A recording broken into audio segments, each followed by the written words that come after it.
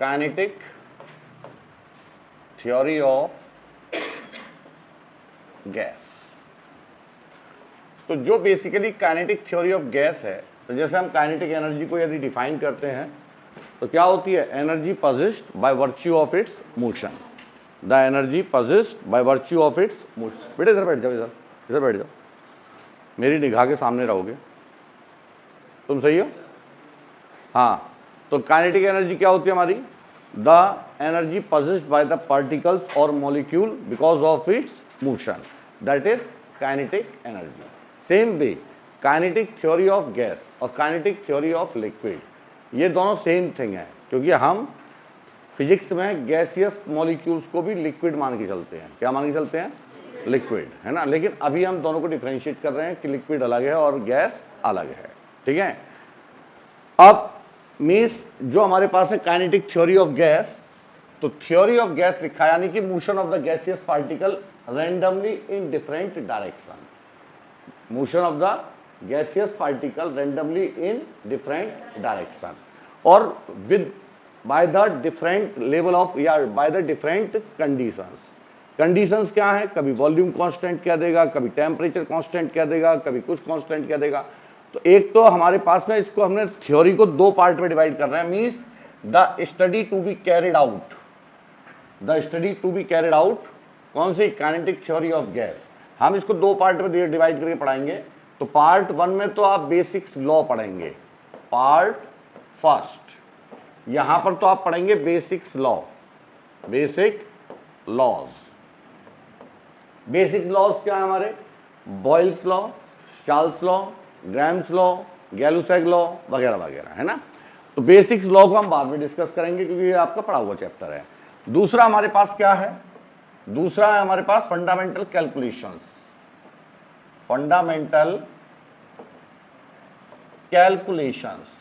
और चूंकि आपने ये बॉयल्स लॉ, चार्ल्स लॉ वगैरह पढ़ा हुआ तो इसमें कोई दिक्कत आपको नहीं आने की, ठीक है। सभी जानते हैं केमिस्ट्री में, और जो नहीं जानते हैं वो आज से क्लास छोड़ दे, पढ़ना बंद कर दे, फायदा कुछ नहीं उनका। फिर देखिए पहला तो आ जाएगा बेसिक्स लॉ और दूसरा क्या आ जाएगा हमारे पास, फंडामेंटल कैलकुलेशंस। अब जो फंडामेंटल कैलकुलेशंस हम किसकी कर रहे हैं, ये है हमारे पास गैसियस पार्टिकल्स। क्या है हमारे पास, गैसियस पार्टिकल्स या gaseous particles, and the gaseous particles may further classified on the basis of atomic structure, on the basis of atomic structure. The gaseous particles are classified into 3 categories or whatever more categories, more तो नहीं कह सकते, 3 कह सकते हैं, ठीक है। तो पहले क्या क्या है हमारे पास, number first monoatomic, on the basis of atomic structure, monoatomic. और देखो बात सुनो, केमिस्ट्री में तुम्हें पता है मेरा हल, है ना, तो कहीं गलती हो जाए तो उसके लिए पहले ही सॉरी कह रहा हूं मैं।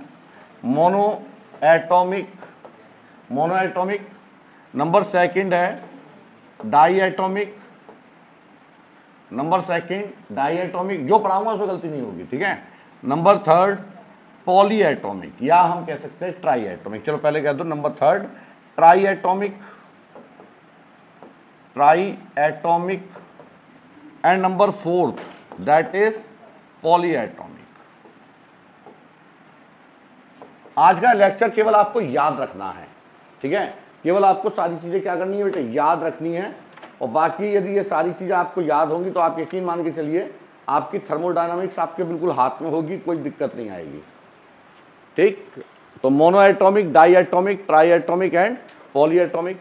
मोनो एटॉमिक का मतलब क्या है, मोनो एटॉमिक का मतलब है हैव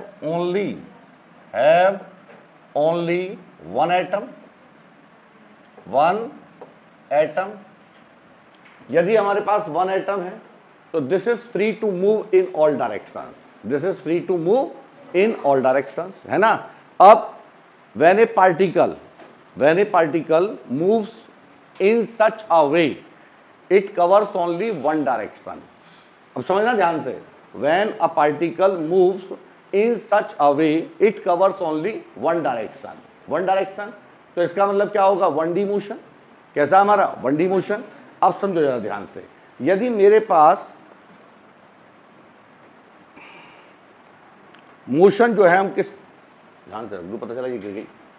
मोशन जो है हमारे पास कितने टाइप का हो सकता है, 1D motion, 2D motion and 3D motion का मतलब है motion in space, motion in space. उसके अलावा क्या होता है, rotational motion and vibrational motion. क्या होता है, rotational motion and vibrational motion. तो अब समझिएगा, जैसे मेरे पास ये है एक पार्टिकल है, मोनोएटॉमिक मान लिया, मोनोएटॉमिक मान लिया। तो अब यदि ये पार्टिकल इस डायरेक्शन में ऐसे मूव कर रहा है तो आपको इसका मोशन दिखाई देगा। यदि ये इस डायरेक्शन में मूव कर रहा है तो आपको इसका मोशन दिखाई देगा। यदि ये जेड एक्सिस में मूव कर रहा है तो भी इसका मोशन आपको दिखाई देगा। इसका मतलब जो विजिबल मोशन है वो कितनी डायरेक्शन में है, वो 3 डायरेक्शन में है। कितनी डायरेक्शन में है, 3। Either the motion can takes place along the x axis, along the y axis and z axis। Lecture चला बीच में नहीं, along the x axis, क्योंकि एक टिपिकल लेक्चर है। फिजिक्स वाला तो मैं केमिस्ट्री पढ़ा रहा, सोचो, है ना, समझना नहीं, ठीक है ना। गजब पढ़ाऊंगा, चिंता मत करो, पहले पूरा समझो, बीच में स्टोरी मत करना, नहीं भूल जाऊंगा मैं। हाँ, क्या है वो, y axis and z axis, बीच में बोलना मत कोई भी। तो क्या हमारा व्हेन द मोशन टेक, रुक जाओ, तो क्या है हमारे पास एटॉमिक, वो मोनो एटॉमिक गैस है ना। मोनो एटॉमिक गैस का मतलब है only have 1 atom, only have 1 atom. इधर बैठ जाओ, कोई दिक्कत थोड़ी ना है।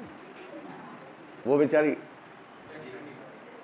आगे पीछे, या तो तुम पीछे बैठ जाओ, या तीनों पीछे बैठ जाओ, या फिर इधर बैठ जाओ। मोनो एटॉमिक, अरे भाई आप बीच में बोला मत, फिर पढ़ लो लेक्चर। मैं कह रहा हूं चलने तो लेक्चर को प्रॉपर तरीके से, बीच में कोई वो डिस्टर्ब न करे। देखिए, मोनो एटॉमिक मैंने बताया हैव ओनली 1 एटम, और एक एटम है तो आपको जो विजुलाइज होगा इसका मोशन कितनी डायरेक्शन में होगा, 3 डायरेक्शन में, along the x axis, along the y axis and along the z axis. ठीक, अब यदि यही ढक्कन अपनी एक्सिस के अबाउट ऐसे ऐसे रोटेट करने लग जाए, ढक्कन मत मानना, एटम मानना, जिसका साइज क्या है, नेग्लिजिबल, यदि अपनी एक्सिस के अबाउट ऐसे रोटेट कर रहा है तो क्या विजुलाइज कर पाएंगे आप उसे, नहीं, है ना। इसका मतलब there is no rotational motion. कौन सा मोशन नहीं होता, रोटेशनल। ठीक है, तो आपको पहला पॉइंट याद रखना है कि in case of monoatomic gas only 3 independent motion along the straight, along 1D takes place। कितनी डायरेक्शन में हो सकते हैं बेटे, 3 डायरेक्शन में। ठीक है, ठीक। अब इसी तरीके से डाई एटॉमिक है, तो मोनो एटॉमिक के लिए तो बेटा ये हो गया symbolic representation, this is gaseous particle which have only 1 atom. For example, जितनी भी हमारे पास में कौन सी गैसें हैं, नॉन नोबल गैसेस, वो सब कैसी होंगी हमारी, हीलियम है, आर्गन है, ये सब कैसी है हमारी। तो ये हमारे पास जैसे मैंने कहा हीलियम है, और कौन सी है, नियोन है, आर्गन है ना, ये सभी के बहुत है। ठीक है, ये सभी कैसी है आपकी 1 मोनो एटॉमिक। अब हम बात करते हैं डाई एटॉमिक। तो डाई एटॉमिक का मतलब है विच कंसिस्ट विद 2 एटम। कितने एटम है इसके अंदर, 2 एटम, 2 एटम्स, और 2 atoms always to be in specified shape, जिसे कहते हैं हम डम्बल शेप। कैसी शेप होती है, डम्बल शेप। ठीक है, यानी कि दोनों पार्टिकल एक दूसरे से हमेशा क्या हैं, जुड़े हुए हैं, इनको आप सेपरेट नहीं कर सकते। ये कैसे है मेरा, ये कैसे हमारे जुड़े हुए पार्टिकल है, यानी कि जुड़े हुए एटम है, तो ये क्या है, they can not be separate. तो ये हमेशा कैसी फॉर्म होगी, डम्बल शेप। अब सुनो, जैसे मेरे पास ये डम्बल शेप हो गई, एक एटम यहां अटैच है और एक एटम हमारा यहां अटैच है, तो क्या ये पूरा system, now it is a system, now it is a system. और ये क्या है, केवल एक पार्टिकल, ये क्या है, केवल एक पार्टिकल, और means a system which consist with number of particles. तो ये क्या हो गया मेरे पास, एक सिस्टम। अब ये पूरा सिस्टम यदि along the x axis move करेगा तो क्या विजुलाइज होगा, यस। क्या ऐसे विजुलाइज होगा, यस। क्या ऐसे होगा, तो इसका मतलब motion can takes place along the x axis, y axis as well as z axis. तो बेटा ये वाला मोशन क्या होता है, ट्रांसलेटरी मोशन। कैसा हमारा, तो कितने मोशन हो गए, 3 ट्रांसलेटरी मोशन। अब दूसरा, ये वाले पार्टिकल को मैं फिक्स कर दूं, ये इसके अबाउट रोटेट कर सकता है, और यदि मैं इसको फिक्स कर दूं तो ये इसके अबाउट रोटेट कर सकता है। That means 2 rotational motion also can takes place. कितने हो सकते हैं? 2। अब एक पर्टिकुलर टेम्परेचर है, पर्टिकुलर टेम्परेचर, क्या टेम्परेचर लिमिट है? 5000 केल्विन, 5000 केल्विन। तो below 5000 kelvin only 5 types of motion can takes place for di atomic gas. कौन कौन से हो सकते हैं? 3 ट्रांसलेटरी, 2 रोटेशनल, और जैसे ही 5000 केल्विन से ऊपर जाएंगे तो इसमें 2 मोशन और जुड़ जाते हैं। वो कौन से? हमारे वाइब्रेशनल, यानी कि ये स्पेसिफिक टेम्परेचर पर ये वाला पार्टिकल भी वाइब्रेट कर रहा है अपनी मीन पोजीशन के अबाउट, और साथ में ये वाला भी पार्टिकल क्या कर रहा है? हमारा वाइब्रेट। कितने मोशन हो जाएंगे? 7। कितने हो जाएंगे? तो अब आपको यहां पे याद रखना है, ये जो मैं पॉइंट लिखता जा रहा हूं, ध्यान से करते जाइएगा कि below 5000 kelvin, below 5000 kelvin 3 translatory, 3 कर दूं? अरे 3 translatory plus 2 rotational motion, 2 rotational motion can takes place, and beyond 5000 kelvin कितने मोशन हो सकते हैं बेटे? 7। तो क्या हो जाएगा हमारे पास? 3 translatory plus 2 rotational plus 2 vibrational, 2 vibrational. तो कितने मोशन हो गए हमारे पास? 7। कितने हो जाएंगे? That is equal to 7। और ये कितने हमारे पास? 5। समझ में आ गई बात या नहीं है? और अरेंजमेंट कैसा होगा? Dumbbell shape. कैसी होगी हमारे पास? Dumbbell shape, dumbbelled shape. अब आगे बढ़ते हैं। Triatomic, try atomic can be arranged, यानी कि ट्राई एटॉमिक का मतलब है consist with 3 atoms, consist with 3 atoms, भाई 3 एटम्स ने 3 एटम्स, एटम्स। अब ध्यान रखें, these 3 atoms can be arranged in 2 different configurations। ये जो 3 एटम है बेटे, कितने में? कौन कौन से होंगे बताइए? बस तो ही बोला कर आगे, है ना? कितने हैं? 3 एटम्स। पहला अरेंजमेंट होगा लीनियर। इन्होंने केमिस्ट्री पढ़ी है? नहीं पढ़ी है? केमिस्ट्री नहीं बताया तुम्हें ये? लीनियर, उनसे आधे पैसे ले आना, मुझे दे देना, ठीक है? Linear arrangement. Number 2 non linear. बताने के लिए मना नहीं है बेटे, मैं दूसरों को भी तो चेक कर लिया करूँ थोड़ा। Linear arrangement and non linear arrangement. अब यदि लीनियर है, समझो, यदि लीनियर है मेरे पास अरेंजमेंट, तो किस तरीके से है भाई? 3 एटम को मैंने एक लाइन में लगा दिया, तो ये कौन सा आइटम है? लीनियर। और गैस कैसी है? Try atomic gas. कैसी है हमारी? तो ये तो हो गया लीनियर अरेंजमेंट, लीनियर। और यदि 3 पार्टिकल्स को मैंने एक इस तरीके से अरेंज किया, they form a triangular structure. कैसा? Triangle structure. तो ये हो जाएगा ट्राइंगुलर अरेंजमेंट। कैसा है हमारे पास?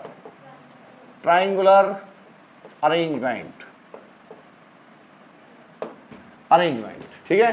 चलिए नोट कीजिए फटाफट। There are 3 independent ways in which the particle, इधर देखो, there are 3 independent ways in which the particle can absorb the energy. That's why the degree of freedom of monoatomic particle is 3. कितनी होगी? 3। कितनी होगी? तो यहां पर नोट कर लेते हैं कि इसकी डिग्री ऑफ फ्रीडम कितनी आगे बेटे? F is equal to 3। Degree of freedom को हम डिनोट कर रहे हैं F से, ठीक? F is equal to 3। Similarly diatomic consists with 2 atoms and there may be कितने independent motion? 3 translatory, there may be 3 translatory and 2 rotational motion, ठीक है? कब तक? below 5000 Kelvin. That's why degree of freedom is 5. Degree of freedom is 5. Degree of freedom usually यही आपके आएगी। और beyond 5000 Kelvin कितनी हो जाएगी degree of freedom? 7। Degree of freedom कितनी होगी? 7। Getting my point? अब इसी तरीके से ट्राई एटॉमिक, तो ट्राई एटॉमिक में बताइए कितनी हो सकती है ट्राई एटॉमिक में?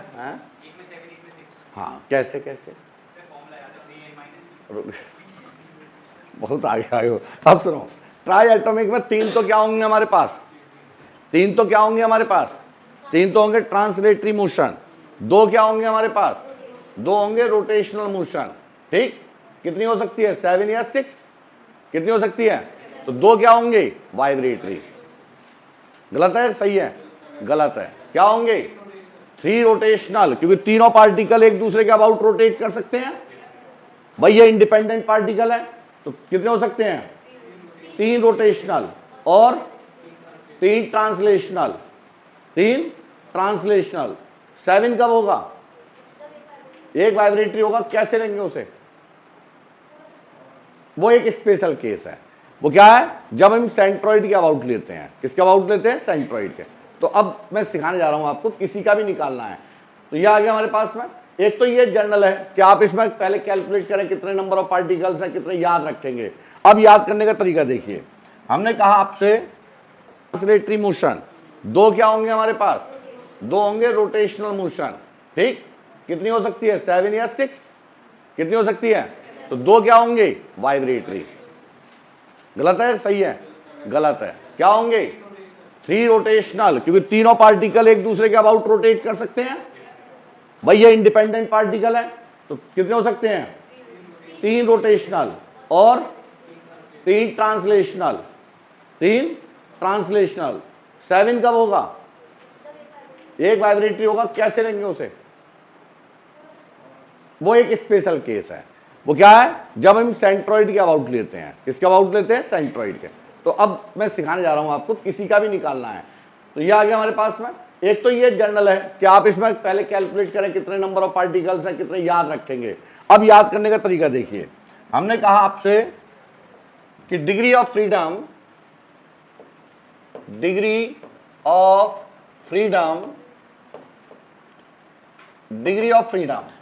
F is equal to 3n minus k। ये फार्मूला आप याद रखेंगे, 3n minus k। 3n minus k, where n क्या है बेटे? Number of atoms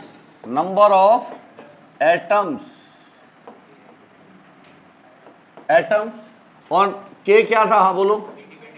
independent relation. Independent नहीं, अच्छा बच्चा है, फिर याद करके लाता है, ऐसी बात नहीं है। इंडिपेंडेंट रिलेशन, आपको भी ऐसे याद होनी चाहिए।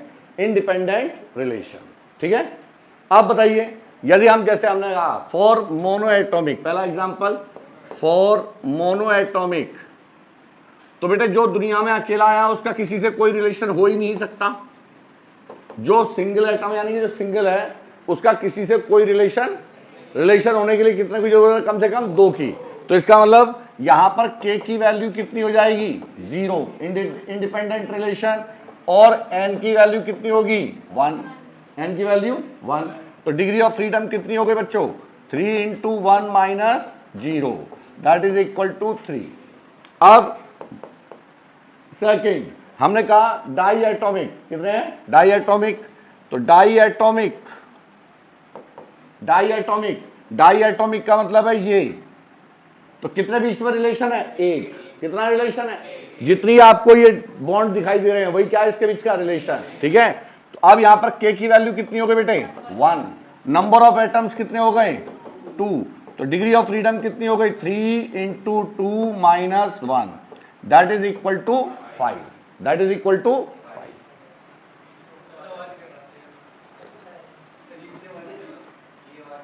अजगर निकलेगा इसके सभी। हाँ जी, अब क्या है नेक्स्ट इसका? लेकिन ये स्पेशल केस याद रखना है, इसका स्पेशल केस याद रखना है कि बियॉन्ड 5000 केल्विन 2 वाइब्रेटरी और जुड़ जाएंगे, उसके लिए कोई फार्मूला नहीं है, ठीक है। अब इसी तरीके से ट्राई एटॉमिक,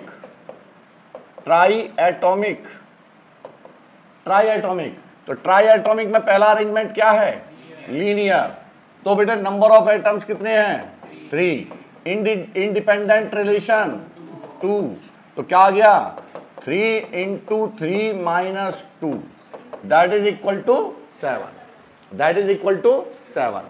ठीक है, तो याद रखिए 7 कब होगी, जब लीनियर अरेंजमेंट होगा। कब होगी, अब समझ में आ गया। वो केस केवल क्या है, on the basis of arrangement. वो स्पेशल केस कौन सा है, on the basis of arrangement, है ना।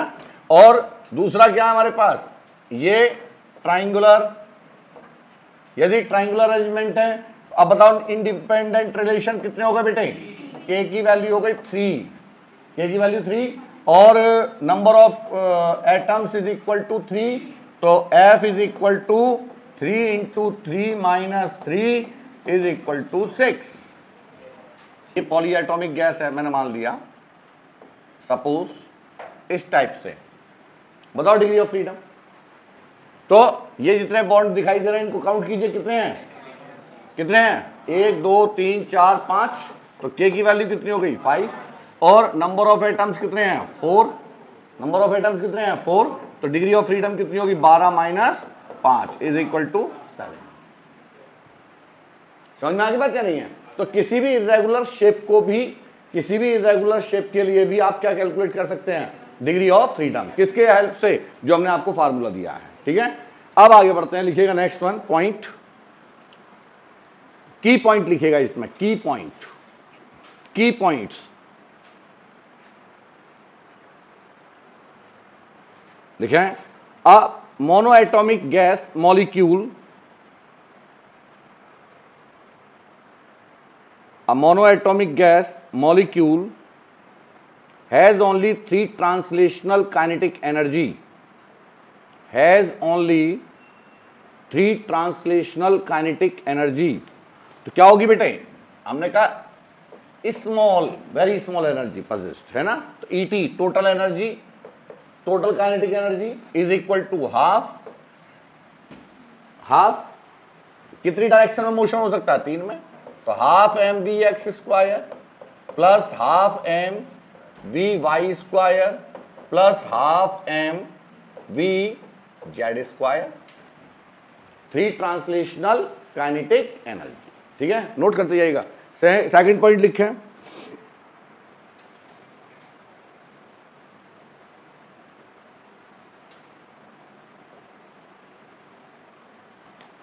अब जल्दी जल्दी, हाँ सेकंड पॉइंट लिखे हैं, a diatomic molecule has, a diatomic molecule has 3 translational kinetic energy and 2 rotational kinetic energy, 3 translational and 2 rotational, 2 rotational. अब सुनो कैसे भाई, टोटल एनर्जी ये तो रहेंगी common, half m v x square plus half m v y square plus half m v z square plus half I omega x square plus half I omega y square. यानी कि rotation किस, rotation axis कौन सी है हमारी, Z axis. अरे भाई एक एक्सिस तो कैसी होगी, axis of rotation, axis of, यदि ये वाला पार्टिकल इसके अबाउट रोटेट कर रहा है, ये तो कौन से किस में कर रहा है, प्लेन में, एक्स वाई प्लेन में। तो ये वाली एक्सिस क्या होगी, जेड एक्सिस। तो जिसके अबाउट एक्सिस हो रहा है वहां तो मोशन होगा ही नहीं, वहां रोटेशन नहीं होगा ना, समझाया नहीं था रोटेशनल में, है ना। अपनी खुद की एक्सिस पर क्या होता है, ठीक। तो ये आ जाएगा हमारे पास half I omega x square plus half I omega y square, या फिर हम ये ले सकते हैं half I omega y square plus half I omega z square. तो एक्स के अबाउट रोटेशन है। यदि हम ये ले रहे हैं वाई और, समझ में आ गया, देखिएगा next one, next one, beyond 5000 kelvin, beyond 5000 kelvin, beyond 5000 kelvin, kelvin to vibrational energy, vibrational energy also takes place, also takes place ठीक है। तो वाइब्रेशनल एनर्जी को हम इससे हाफ m ईटा स्क्वायर, हाफ m ईटा स्क्वायर, एक कॉफिशिएंट मान लिया मैंने ईटा, और दूसरा क्या हो जाएगा हाफ m के मान लो के स्क्वायर, कुछ भी मान लो, है ना। दो कैसे होंगे हमारे पास, ये दोनों कौन सी एनर्जी हैं, ये है वाइब्रेशनल, वाइब्रेशनल, ठीक है। अरे ठीक है, दो क्या आ गई हमारे पास, दो रोटेशनल और दो वाइब्रेशनल और तीन ट्रांसलेशनल, ठीक है। बाकी तो आप कर लोगे। अब क्या हो गया, देखो नेक्स्ट, घूर के क्यों देख रहा है फिर। हाँ जी, नेक्स्ट लिखिएगा, नेक्स्ट हेडिंग। हाँ बिल्कुल रुके हुए हैं।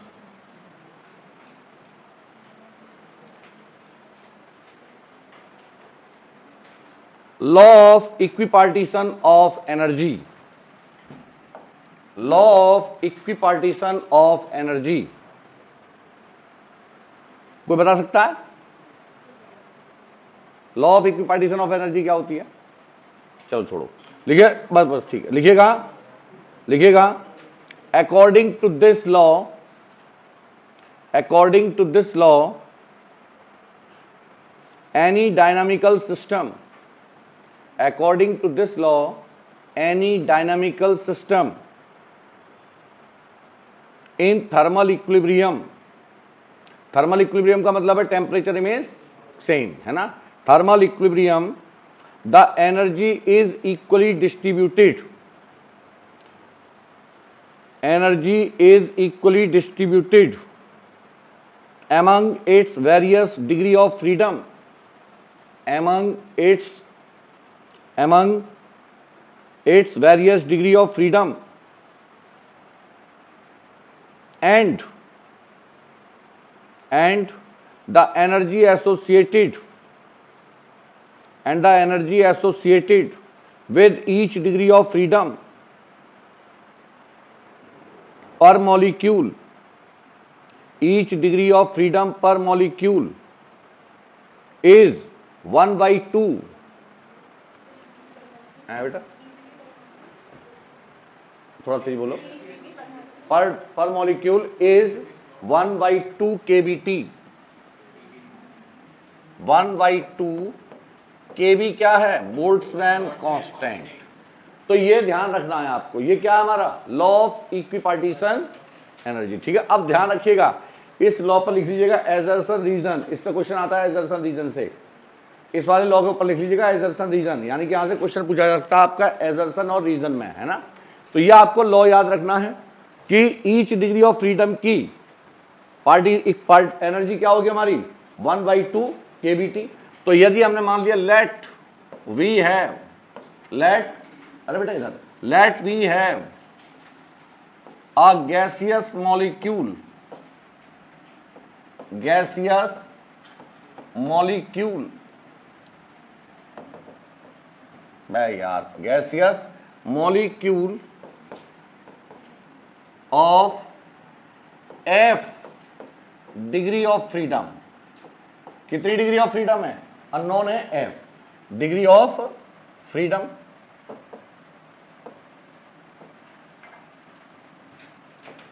f degree of freedom. तो बोलिए नेट एनर्जी क्या हो जाएगी, total energy, total energy per molecule per degree of freedom कितनी है 1/2 kBt। f degree of freedom है तो कितनी हो जाएगी f/2 kBt। ये फार्मूला आप याद रखेंगे, ठीक है। ये किसके लिए है, EF कर लेना इसे, for f degree of freedom total energy EF is equal to f/2 kBt, f/2 kBt। अब बताओ यदि हमारे पास में क्या है मोनो एटॉमिक, मोनो एटॉमिक है तो डिग्री ऑफ फ्रीडम कितनी होंगी, तो इसका मतलब टोटल एनर्जी क्या आएगी 3/2 kBt, कितनी आएगी, डाई एटॉमिक है तो कितनी आएगी, याद हो गया, ठीक। बस इतना याद रखना है, आगे बढ़ाएं। Molar specific heat is defined as amount of heat required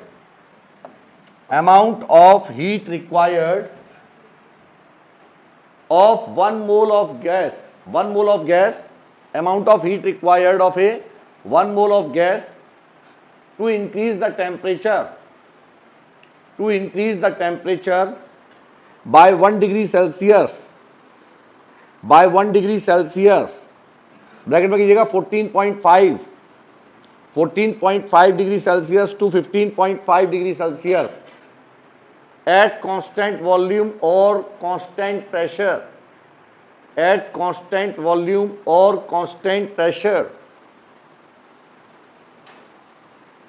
said to be molar specific heat,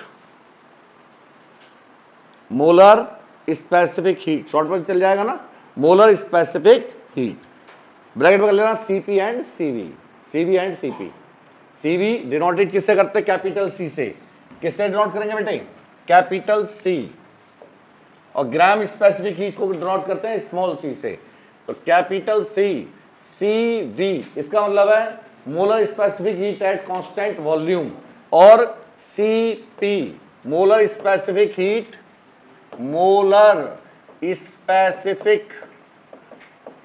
heat at constant volume, ठीक है, वॉल्यूम। अब ये बताओ ये किस पर आ जाएगी, एट कांस्टेंट प्रेशर, क्या हो गया, कुछ गलत लिख दिया, सुनो, एट कांस्टेंट प्रेशर। अब सुनो मेरी बात ध्यान से कि सिंस द हीट एनर्जी क्या होती है, heat energy that is delta q is equal to n c delta t, अब यदि वो कांस्टेंट वॉल्यूम की करेगा तो सीवी, और ठीक है एन सी डेल्टा टी, तो C is equal to delta q upon n delta t. तो बेटा इसकी यूनिट क्या होगी, यूनिट, तो Q को किस में मेजर करते हैं हम, जूल में, या फिर किस में करते हैं हम, कैलोरी में, ठीक है, तो जूल पर मोल पर केल्विन, तो बेटा इसकी यूनिट क्या हो गई हमारी, joule mole inverse, joule mole inverse kelvin inverse, ठीक है, और डायमेंशन क्या होगी, dimension of C that is ml square T-2, that is the dimension of heat energy, और मोल को किससे डिनोट करते हैं, MOL से, MOL इनवर्स, और केल्विन को किससे डिनोट करेंगे, K से, sometime it is to be denoted by theta, किससे डिनोट करते हैं, तो याद रखिएगा IIT एडवांस में या जेई में थीटा लिखा हुआ आ सकता है, तो थीटा का मतलब है टेम्परेचर, केल्विन, तो ये आ जाएगा हमारे पास, तो इसकी पूरी डायमेंशन ये हो जाएगी, ठीक है, ml square T-2 mole inverse K inverse, this is the dimension of C। अभी मुझे इसकी जरूरत नहीं है, जब मैं हीट पढ़ाऊंगा तो दोबारा लिखाऊंगा इन चीजों को। अब हमारे पास क्या है कि इन दोनों का जो रेशियो है, हाँ जी बेटे, Cp upon Cv that is क्या बोलते हैं उसे, एडियाबेटिक कांस्टेंट या एटमोसिटी, क्या बोलते हैं, एटमोसिटी, that is denoted by gamma, हाँ यही होता है, ठीक है, और या फिर कहते हैं इसे एडियाबेटिक कांस्टेंट, क्या बोलेंगे, एडियाबेटिक कांस्टेंट, ठीक है, Cp upon Cv is equal to gamma, और एक क्या रिलेशन है, Cp minus Cv is equal to capital R, ये कौन सा है फार्मूला, हाँ HK वालिया फार्मूला, अरे वही है ना मेरठ के हरिकांत अहलूवालिया जी, तो क्या हो जाएगा, अरे मेयर्स फार्मूला कौन सा है, कभी कभी मजाक भी नहीं समझते, मेयर्स फार्मूला क्या है हमारा, मेयर्स। अब यहाँ पे कुछ इंपॉर्टेंट फैक्ट्स हैं जो आपको याद रखने हैं जर्नल में, ठीक है, हाँ बेटा, ठीक है, अब कुछ फैक्ट है जो आपको याद रखने हैं, वो आपको अभी ड्राइव नहीं करने हैं, लिखेगा some important fact, some important fact. Number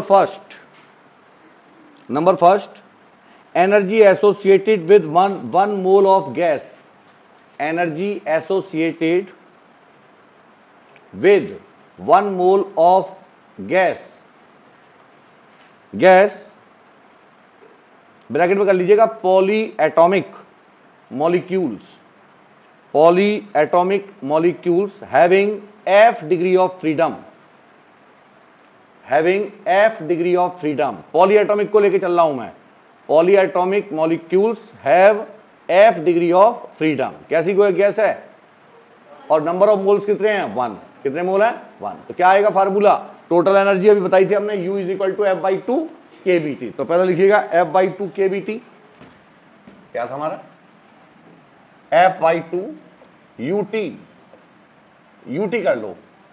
अच्छा KB और R में क्या रिलेशन है, R अपॉन, है ना, अरे याद नहीं है, KB is equal to R upon N या A, एवोगाड्रो नंबर आएगा ना, ए आएगा ना। अच्छा Na से रिप्रेजेंट करते हैं, हमें याद रहता है ए से, भाई ऐसा मैंने कहा ना केमिस्ट्री सो वीक। हाँ जी क्या है, मैंने कि ये क्या बोल दिया इन बालकों ने, ये ऐसा तो मुझे याद ही नहीं था। ये क्या आएगा F बाई टू KBT,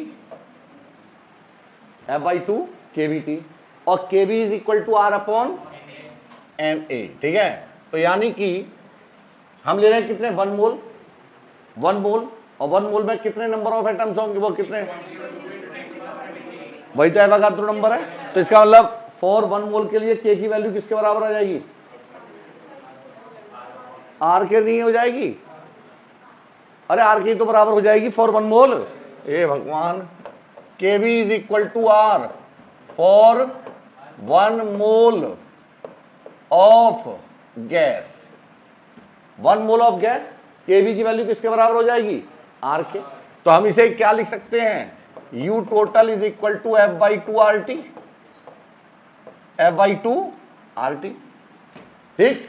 तो मोनो एटॉमिक है तो कितनी डिग्री ऑफ फ्रीडम है 3, तो 3 by two RT, di atomic है तो 5 by two RT, tri atomic है तो 7 बाई टू RT, ठीक है। नेक्स्ट लिखिएगा, next point, CV is equal to, solve कर, CV is equal to F by two R, CV is equal to means molar specific heat at constant volume F upon two R।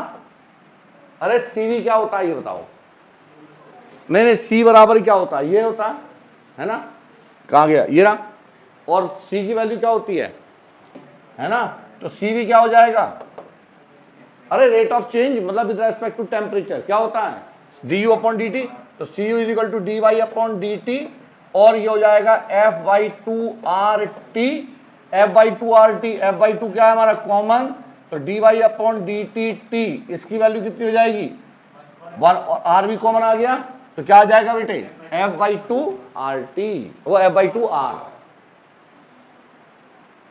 बताया नहीं है, ये भी नहीं बताया, धन्यवाद। तो मैं ही पढ़ा दे रहा हूं तुम्हें, बस आपकी मात्र फीस 15,000 रुपये बढ़ा रहा हूं मैं।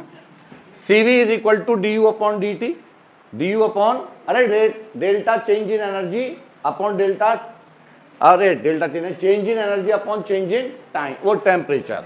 CV क्या होगा हमारा, अरे ठीक है, अब बोलो जरा, हाँ बेटे बोलो, अरे ये डेल्टा क्यू है, ये एनर्जी तो है, यहां देखो ना, अरे मैंने कोई फार्मूला कोई अपनी तरफ से नहीं बनाया। C क्या है, इधर देखो भाई सभी लोग, C क्या है delta Q upon N delta T, N की वैल्यू कितनी है 1 मोल, तो इसका मतलब delta Q upon delta T, और डेल्टा Q क्या होती है एनर्जी, तो इसको क्या लिख सकता हूं delta U upon delta T, अरे नहीं लिख सकता, तो यही तो है वो C। अब चूंकि कांस्टेंट वॉल्यूम की बात कर रहा हूं मैं, है ना, तो आपको याद होना चाहिए फर्स्ट लॉ ऑफ, चलो उसको नहीं याद करो, फर्स्ट लॉ ऑफ थर्मोडायनेमिक्स याद है, वहीं से निकल के आता है ये, एक दूसरे से लिंक है। CV बराबर अभी याद रखो, CV is equal to F/2 R। अब बोलो CP minus CV is equal to R। रटे होने चाहिए जो फार्मूले लिखवा रहा हूं मैं। तो CP is equal to R plus CV। तो CV की वैल्यू कितनी है? R plus F/2R। तो यहां से क्या आ गया मेरे पास? अरे R कॉमन आ गया, 1 प्लस F/2। F/2 नहीं आया समझ में? सही हूं ना मैं? हाँ सही है। नहीं देखो भाई, ये डिफरेंस है भाई केमिस्ट्री और फिजिक्स में थोड़ा सा नहीं आता है, मुझे बहुत अच्छी तरह आता है, चिंता ना करें। लेकिन तब भी एक जो दिमाग में वो है ना, वो जरा सा कहीं छोटा सा पॉइंट है केमिस्ट्री वाला, तो वो कॉन्फिडेंस पूरा बनने नहीं देता, ऐसा लगता है कि गलत तो नहीं लिख दिया ना। सही है। 1 प्लस F/2 आ गया नहीं आया? अरे 1 प्लस F/2 इंटू R। अब बोलो एटमॉसिटी क्या होती है बेटे?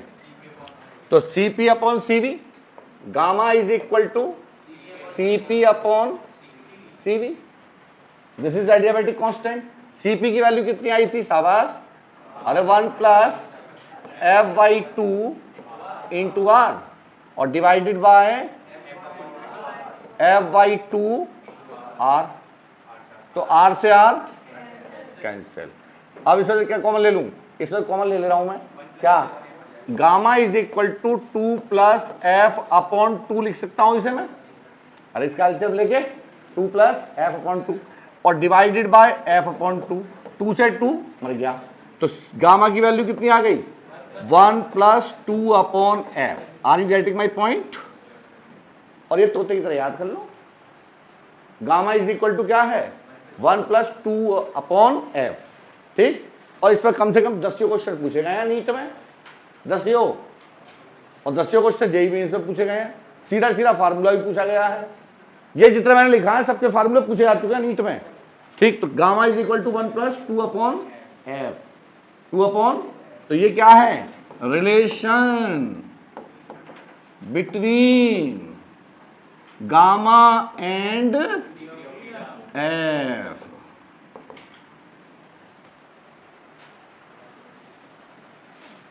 क्या बात है?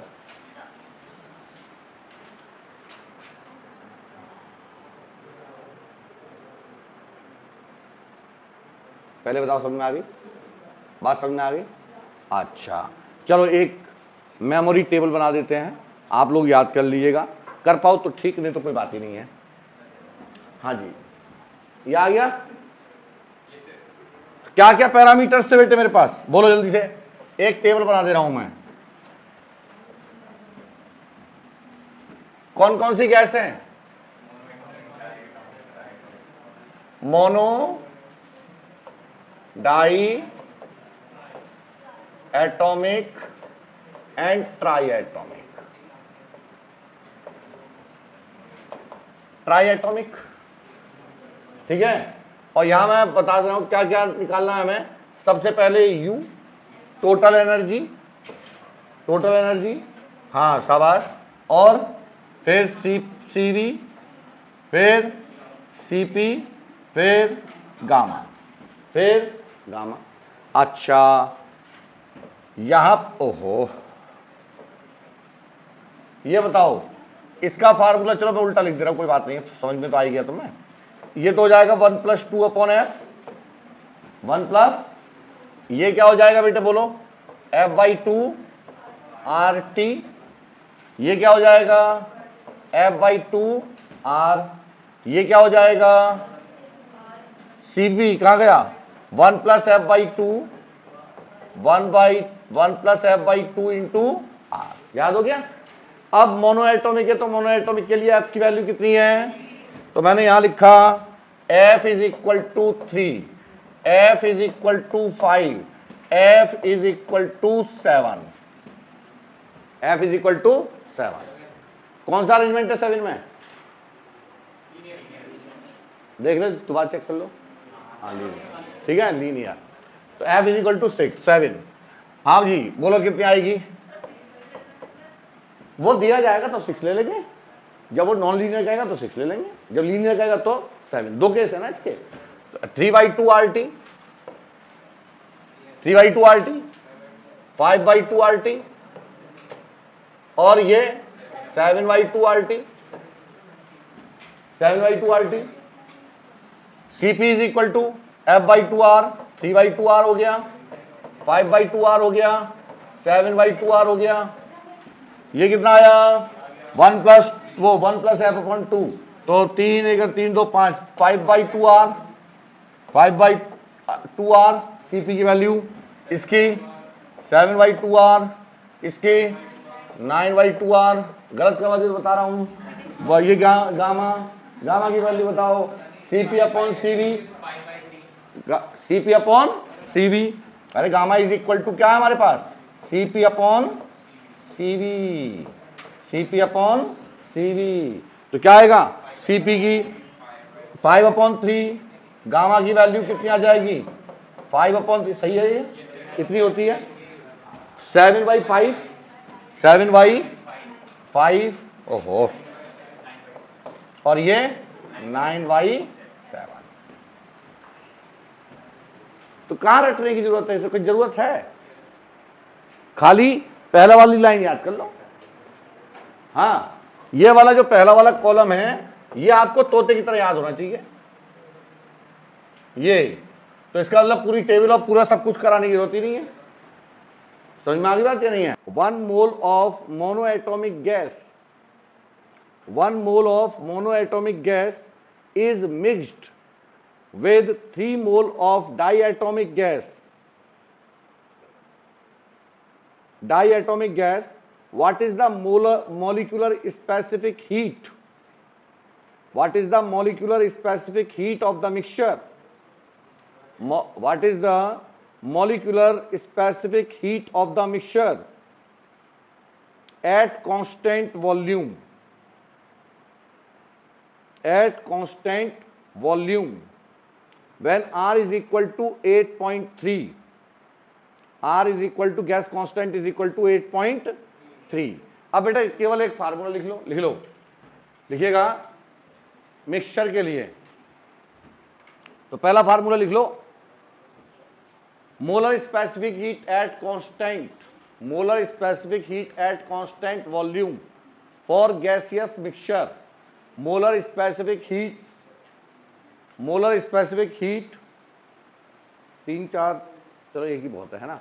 Molar specific heat at constant volume for gaseous mixture.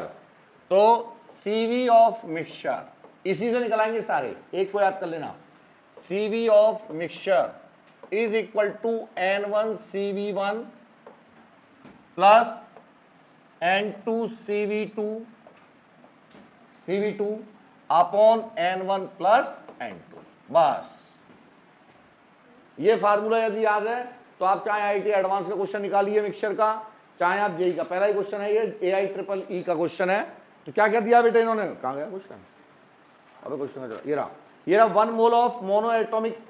तो मोनो एटॉमिक गैस है बेटे, मोनो, और दूसरी कौन सी है, mixed with 3 mole of diatomic, दूसरी है डाई एटॉमिक। पहले ऐसे लिख लो, मोनो एटॉमिक के नंबर ऑफ मोल्स कितने हैं 1, मोनो एटॉम डाई एटॉमिक के नंबर ऑफ एटम्स कितने, number of molecules, number of atom 3 mole दे रखे हैं ना, नंबर ऑफ मोल्स, एटम नहीं कह रहा है, नंबर ऑफ मोल्स। अब बोलो मोनो एटॉमिक, पहले फार्मूला बताओ, Cv का फार्मूला क्या था हमारा, Cv is equal to 1 plus F/2R। अरे Cv इज इक्वल टू, याद रखो 1 प्लस F/2R। अच्छा ये Cp का, सॉरी, वो कोई बात नहीं, मैं चेक करा तुम्हारा याद हुआ नहीं हुआ, F/2R। तो बेटे मोनो एटॉमिक के लिए Cv1 कितना हो जाएगा शाबाश 3/2R, और डाई एटॉमिक के लिए क्या हो जाएगा 5/2R। इन जनरल जब तक वो नहीं कहे कि बियॉन्ड 5000 केल्विन, तब तक आपको 7 नहीं रखना है, तब तक आपको 7। इन जनरल जो डाई एटॉमिक है उसके लिए डिग्री ऑफ फ्रीडम क्या होगी 5। Put the value, get the result, answer, खत्म। क्या है बोलो, Cv मिक्सचर, Cv मिक्सचर, हाँ जी बोलिए, Cv मिक्सचर N1 कितना है 3, Cv1 कितना, अच्छा sorry 1 into F/2R 3/2R, 3/2r plus 3 into 5/2r upon 1 plus 3 1 plus 3 और कितना हो गया सॉल्व हो गया ये हैं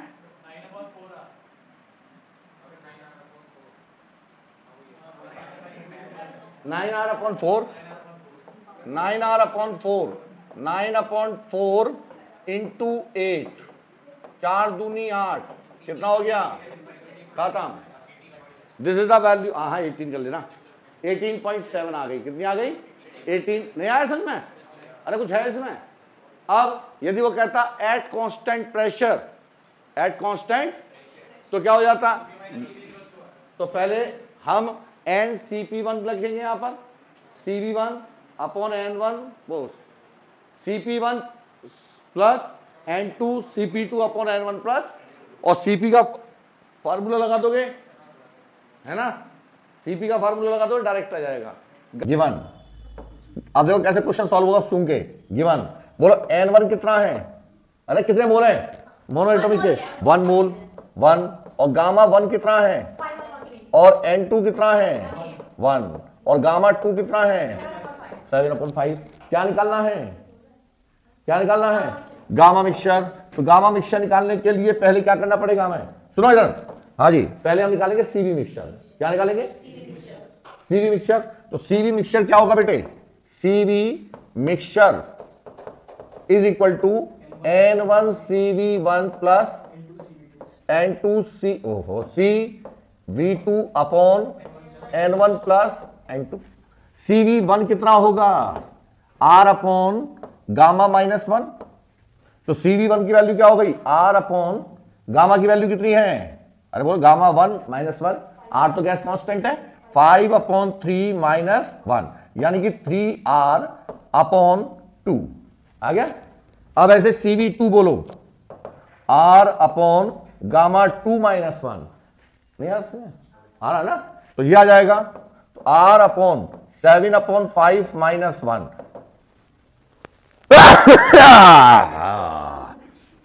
5R अपॉन कितना आएगा 2 कितना आ गया 2 5R अपॉन 2।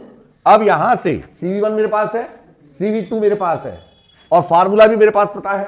तो अरे बोलो यहां पर N1 की वैल्यू कितनी है 1 इंटू हाँ जी CV1 कितना बेटे 3/2R और plus 1 into 5/2R upon N1 plus N2 2 आ गया। कितना आया ये पूरा आ जाएगा सॉल्व हो गया 2R आ गया ना। ये 2R आ गया। हाँ तुम्हारे हिसाब से क्या सही है 2.5 3 4 4 बटे 2R ठीक है 2R आ गया। हमें क्या निकालना है गामा मिक्सचर। तो gamma mixture is equal to बोलो ये रहा formula gamma mixture is equal to 1 plus R upon CV 1 plus R upon CV। तो यानी कि गामा मिक्सचर क्या हो जाएगा 1 प्लस नहीं कितना था 1 plus R upon CV mixture. तो ये हो जाएगा 1 प्लस R अपॉन 2R और R से R cancel 3/2। This is the gamma mixture. Answer है 1.5 ठीक है हाँ। नहीं किताब में कोई तरीका दे रखा हमें मतलब नहीं है उससे। हमने जो सिखा रहे हैं उससे मतलब है आपको। नोट कीजिए फटाफट। क्या वो नहीं आया समझ। अरे कैलकुलेशन तो ऐसी थी फार्मूला याद रखो बस और क्या करना है।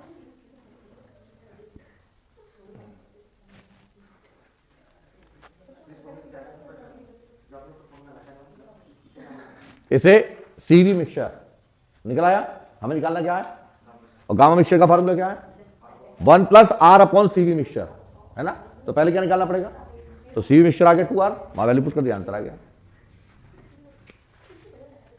हाँ जी CP मिक्सचर क्या आएगा CP minus CV is equal to R। तो CP mixture is equal to R minus CV mixture R minus CV mixture. CP minus CV is equal to R है ना R प्लस CV। हाँ तो ये भी याद कर लेना कि CP mixture is equal to R plus CV mixture. कुछ भी पूछा जा सकता है। तो इसका मतलब आपको क्या निकालना है CV मिक्सचर। और CV मिक्सचर का फार्मूला क्या है मतलब सॉरी CV का formula R upon gamma minus 1 किसकी फॉर्म में गामा की। और यदि डिग्री ऑफ फ्रीडम रखे तो क्या होगा F/2R। अब यार देवताओं याद भी कर लिया करो, CV बराबर F/2R, किसकी टर्म्स में? डिग्री ऑफ फ्रीडम की टर्म्स में। गामा की टर्म्स में बोलो, CV is equal to R upon gamma minus. अरे दो फार्मूले याद रखिए, यह देखना है पता नहीं अंधेरे गांव में भूत आ गया हो। एक तो फार्मूला ये है और एक फार्मूला ये है, R अपॉन गामा माइनस। ये तो मैंने इसलिए सिखाया भाई, क्या भूल जाओ तो कर लो, दो फार्मूले हैं, ये नहीं याद होने के। CV is equal to F/2R, किसकी फॉर्म में? डिग्री ऑफ फ्रीडम की, और उस वो है R अपॉन गामा माइनस 1, किसकी फॉर्म में? गामा की फॉर्म में। और गामा मिक्सचर, CV मिक्सचर का formula N1 CV1 plus N2 CV2 upon N1 plus, और गामा मिक्सचर का formula 1 plus R upon CV mixture, और CV मिक्सचर का फार्मूला एक क्वेश्चन करो, चलो चलो हाँ जी, आगे समझ में, थोड़ा दिमाग लगाओ हो जाएगा। देखिए, अ गैसियस मिक्सचर enclosed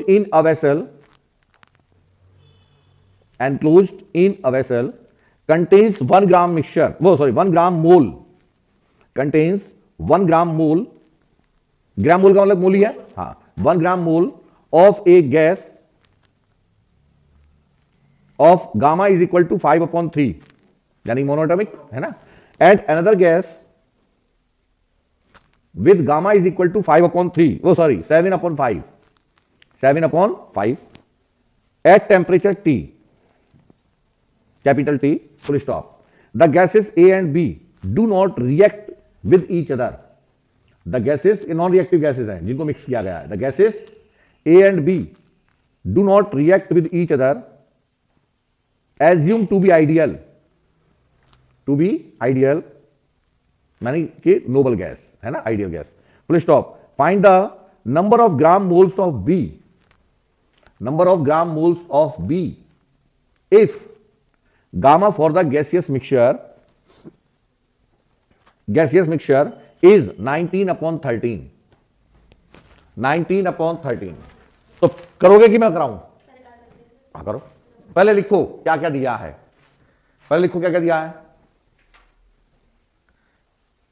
N1 कितना है, N2 क्या निकालना है, N2 निकालना है, N मान लो, और गैसियस मिक्सचर का दिया है, कितना दिया है, ये क्या है, फाइंड द नंबर ऑफ, अच्छा गामा मिक्सचर रखा, ठीक है, हाँ ठीक है, नहीं बी के मोल्स निकालने हैं, हाँ ठीक है, तो बताओ कैसे करोगे भैया। Formula gamma mixture is equal to, बोलो, N1CV1 प्लस, देखा है क्या, अच्छा सॉरी, हाँ, gamma mixture is equal to 1 plus R upon CV mixture, फिर CV mixture is equal to N1CV1 plus, अरे देखो पहले N2CV2 upon N1 plus N2, ठीक है।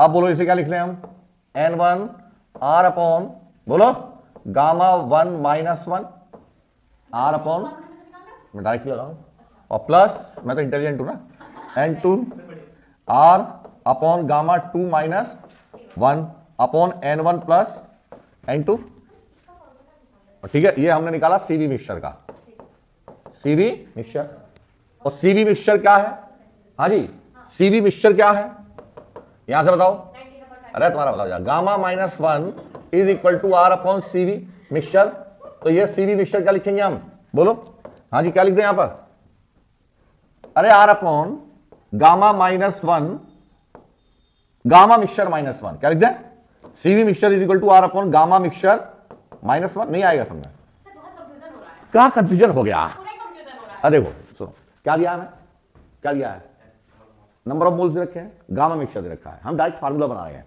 रहे हैं गामा मिक्सचर का, बिना लाग लपेट के, मीन्स हमें CV निकालने की जरूरत नहीं पड़ेगी, ये डायरेक्ट बना रहे हैं भाई। देखो gamma mixture is equal to क्या है, 1 प्लस R अपॉन, तो इसका मतलब मैं CV मिक्सचर की जगह पर गामा लगा सकता हूं, तो गामा मिक्सचर का, CV मिक्सचर का फार्मूला क्या हो जाएगा, अरे R upon gamma mixture minus 1 हो गया, तो CV मिक्सचर का फार्मूला क्या होता है, सीवी मिक्सचर का formula N1 CV1 plus N2।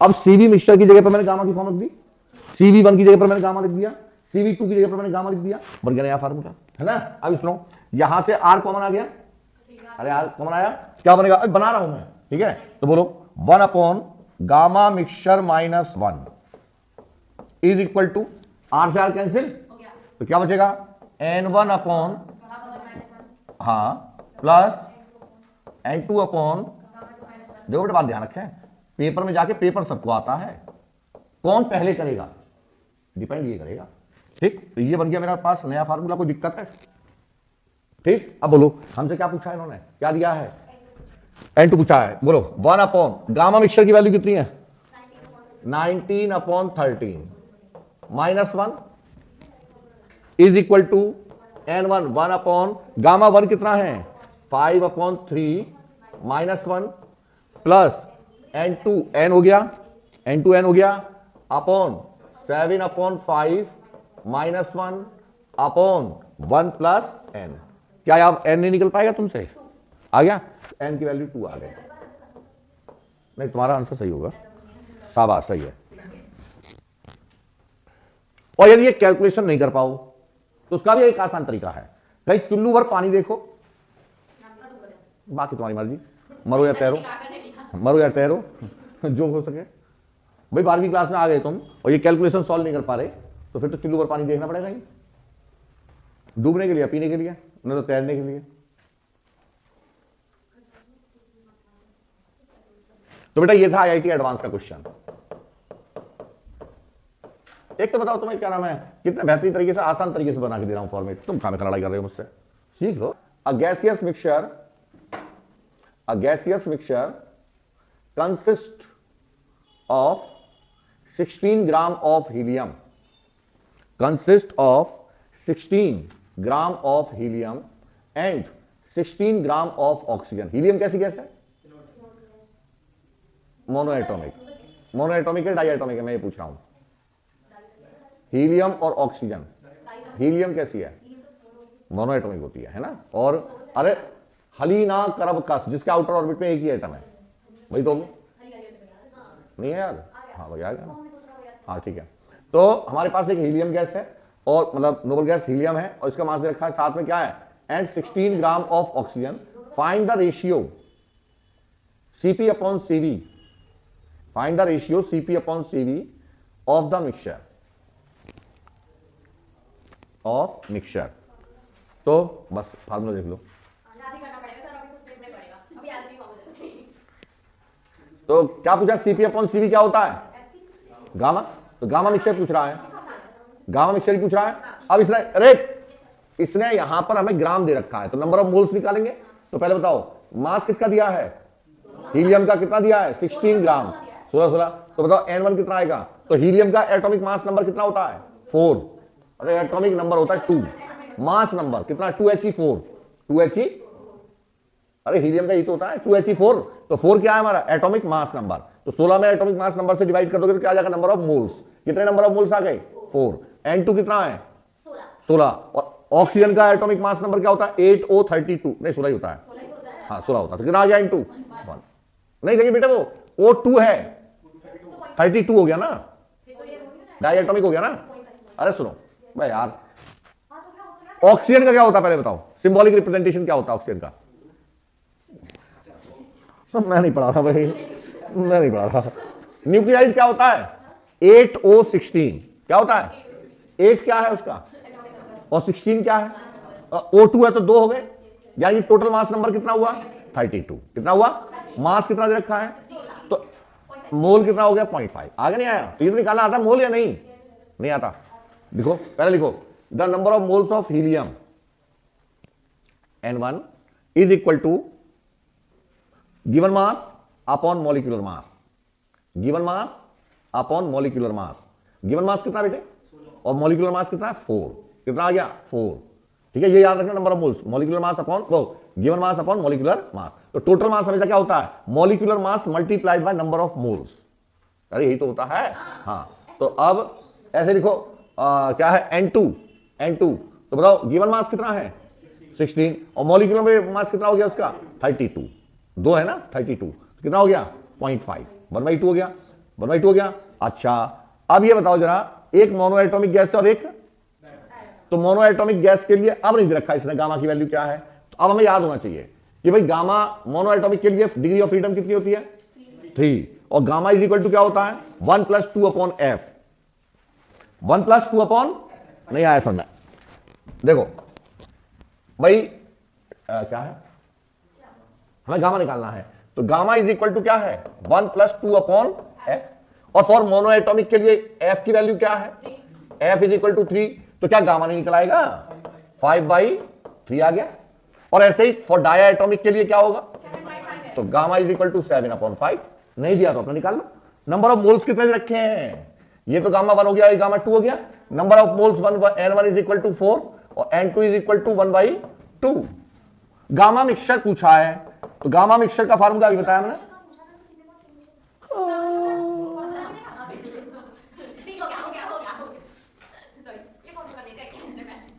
क्या था फार्मूला बोल, अरे बसा हो जा, मैं तेरे रैप पे सुन दूंगा भी मैं, n1 मुझे गुस्सा आता है लेकिन तुम लोगों को सिखाने में मुझे मजा आता है, क्योंकि मैं नहीं सिखाऊंगा तो तुम सीखोगे नहीं, ठीक है ना। हाँ तो गुस्से से परेशान हो जाएगा बेटा जो, वो नहीं सीख पाएगा। गुस्सा करना तो मेरा हक है, यही था फार्मूला, नहीं क्या था 1 गामा मिक्सचर था ना, है हाँ यही है, तो ऐसा करो ना, हाँ इसको और सॉल्व कर दूं, 1 क्या था गामा मिक्सचर माइनस, इतना ही सही है, नहीं तो फिर तुम्हारा और ज्यादा चाहिए, ये आ गया, ठीक है ये आ गया, इसको वैल्यू पुट कर देना, आंसर आ जाएगा 1.62, 1.6, ठीक है।